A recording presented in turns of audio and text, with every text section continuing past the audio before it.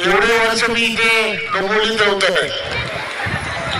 पण डोंबिवली वेस्ट मध्ये सगळी कोकणातली माणसं राहतात म्हणून दशावतार नेहमी वेस्टला करत होतोय. संदीपनी सांगितल्या इकडे पण बरेच लोक असत, मी ते दशावतार करते म्हणून संदीपच्या टाळ्या वाजून स्वागत करा. दशावतार तुमच्या दारात दिलो.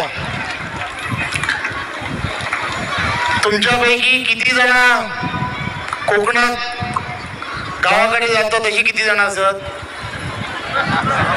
सगळीच जातात.